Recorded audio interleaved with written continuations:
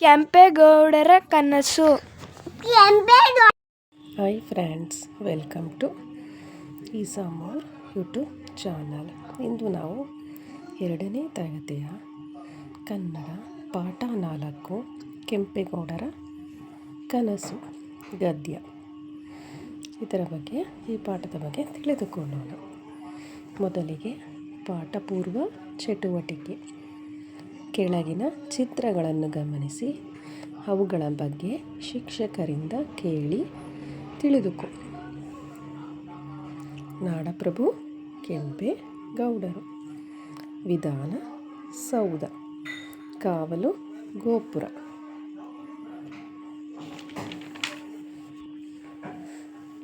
ಬೆಂಗಳೂರು ಭಾರತ ದೇಶದ ಸುಂದರ ನಗರಗಳಲ್ಲಿ ಒಂದು. ಅದು ಈಗ ಕರ್ನಾಟಕ ರಾಜ್ಯದ ರಾಜಧಾನಿಯಾಗಿದೆ. ಸುಮಾರು 400 ವರ್ಷಗಳ ಹಿಂದೆ ಈಗಿನ ಬೆಂಗಳೂರು ನಗರವು ಇರುವ ಸ್ಥಳದಲ್ಲಿ ಒಂದು ಕಾಡು ಇತ್ತು. ಆ ಕಾಡಿನ ಉತ್ತರಕ್ಕೆ ತುಸು ದೂರದಲ್ಲಿ ಬೆಂಗಳೂರು ಎಂಬ ಒಂದು ಚಿಕ್ಕ ಹಳ್ಳಿ ಇತ್ತು. ಕಾಡಿನ ದಕ್ಷಿಣಕ್ಕೆ ಶಿವಸಮುದ್ರವೆಂಬ ಹಳ್ಳಿ ಇತ್ತು. ಇವೆರಡು ಹಳ್ಳಿಗಳ ನಡುವಿದ್ದ ಕಾಡಿನಲ್ಲಿ ಬೆಂಗಳೂರು ಹುಟ್ಟಿತು. ಅದನ್ನು ಕೆಂಪೇಗೌಡರೆಂಬ ದೊರೆಗಳು ಸಾಮಾನ್ಯ ಶಕ 1537ರಲ್ಲಿ ಕಟ್ಟಿಸಿದರು. ಅದನ್ನು ತನ್ನ ರಾಜಧಾನಿಯಾಗಿ ಮಾಡಿಕೊಂಡು ಆಳಿದರು. ಕೆಂಪೇಗೌಡರು ಯಲಹಂಕ ನಾಡಿನ ದೊರೆ. ಆಗ ಯಲಹಂಕ ನಾಡು ವಿಜಯನಗರ ಸಾಮ್ರಾಜ್ಯದ ಒಂದು ಭಾಗವಾಗಿತ್ತು. ಈಗಿನ ಬೆಂಗಳೂರಿನ ಉತ್ತರಕ್ಕಿರುವ ಯಲಹಂಕ ಎಂಬ ಊರೇ ಕೆಂಪೇಗೌಡರ ಮೊದಲಿನ ರಾಜಧಾನಿಯಾಗಿತ್ತು. ಕೆಂಪೇಗೌಡರು ಶೂರರು, ದಯಾಳುವು, ದೇವರಲ್ಲಿ ಭಕ್ತಿಯುಳ್ಳವರೂ ಆಗಿದ್ದರು. ಪ್ರಜೆಗಳನ್ನು ತನ್ನ ಮಕ್ಕಳಂತೆ ಪ್ರೀತಿಸುತ್ತಿದ್ದರು. ಪ್ರಜೆಗಳು ಅವರನ್ನು ತಂದೆಯಂತೆ ಗೌರವಿಸುತ್ತಿದ್ದರು. ಒಂದು ದಿನ ಕೆಂಪೇಗೌಡರಿಗೆ ಒಂದು ಕನಸು ಬಿದ್ದಿತು.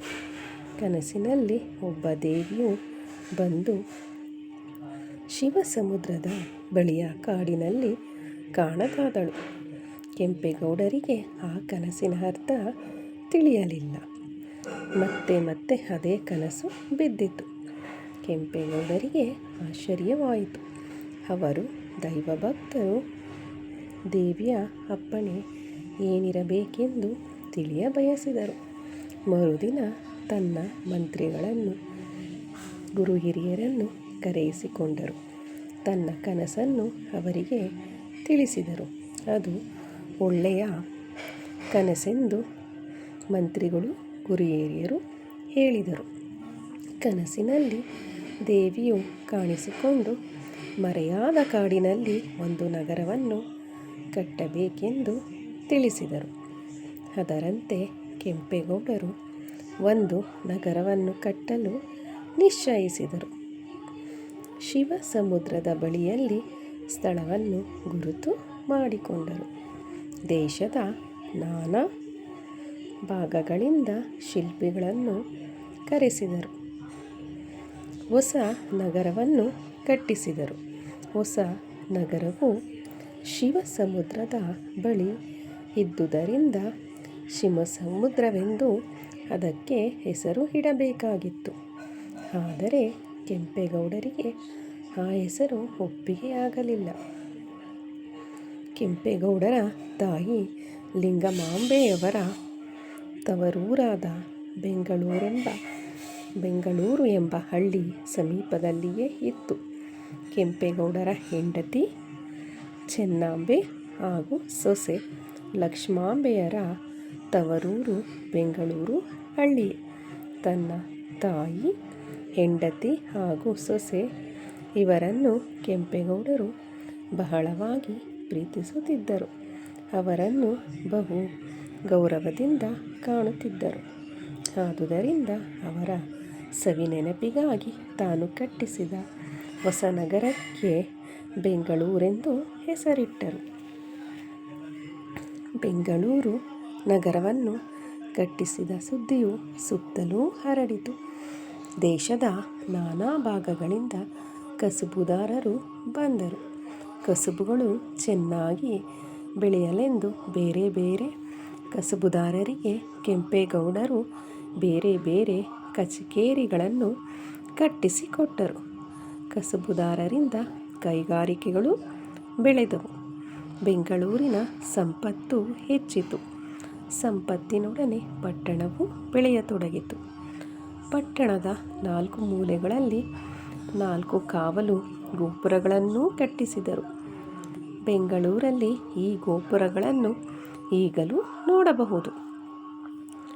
ಕೆಂಪೇಗೌಡರು ಅನೇಕ ಗುಡಿಗಳನ್ನು, ಕೆರೆಗಳನ್ನು ಕಟ್ಟಿಸಿದರು. ಅವುಗಳಲ್ಲಿ ಬೆಂಗಳೂರಿನಲ್ಲಿರುವ ದೊಡ್ಡ ಬಸವಣ್ಣನ ಗುಡಿ, ಗವಿ ಗಂಗಾಧರೇಶ್ವರ ಗುಡಿ ಮತ್ತು ಕೆಂಪಾಂಬುದಿ ಕೆರೆ ಇವು ಮುಖ್ಯವಾದವು. ಕೆಂಪೇಗೌಡರ ದೈವಭಕ್ತಿ, ಪ್ರಜಾಪ್ರೇಮ, ಬುದ್ಧಿವಂತಿಕೆ ಇವುಗಳನ್ನು ವಿಜಯನಗರದ ಅರಸರಾಗಿದ್ದ ಅಚ್ಯುತರಾಯರು ಬಹಳ ಮೆಚ್ಚಿದರು. ಅಂದವಾದ ಬೆಂಗಳೂರು ನಗರದ ಸುದ್ದಿ ಕೇಳಿ ಅರಸರಿಗೆ ಬಹಳ ಸಂತೋಷವಾಯಿತು.